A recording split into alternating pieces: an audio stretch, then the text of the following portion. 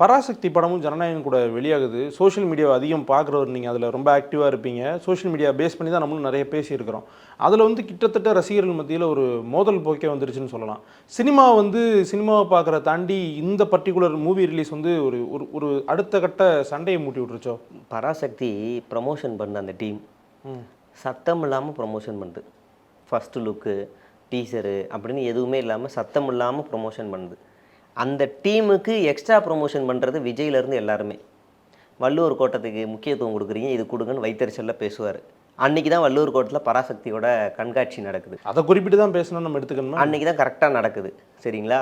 அப்புறம் வைத்தறிச்சல் இவங்க அப்படி குறுக்கிட்டு பேசலாம் கூட இவங்க நோண்டிட்டாங்க. ஏய் உன் கையில் துப்பாக்கி கொடுத்தது தப்பாக போச்சுன்னு நோண்டுறானுங்க. அதுவும் அவங்க குடும்பத்தில் இருக்கவங்களாம் மாஃப் பண்ணுறானுங்க. அது ஒரு 2, 3 ஐடி இருக்குது. குடும்பத்தில் இருக்கவங்களாம் கேவலமாக மாஃப் பண்ணுறானுங்க. அதில் ஒரு நபர் இருக்கான், அயோக்கிய நாய் அவன்லாம். அவனெல்லாம் குடிச்சு உள்ளே தூக்கி உட்கார வைக்கணும். கொஞ்ச நாளைக்கு முன்னாடி எங்கெல்லாம் போய் கடிக்கணும்னு தெரியாமல் பாஜகவில் இருக்க குஷ்புவை போய் மாஃப் பண்ணுறான். அவங்க திரும்ப செருப்பால் அடிப்பேன், செருப்பு சைஸ் வேணுமா, இதான் வேணுமா, அடி வேணுமான்னு திரும்ப கேட்குறாங்க. கூச்சமே எல்லாம் மறுபடியும் மாஃப் பண்ணிருக்கான்.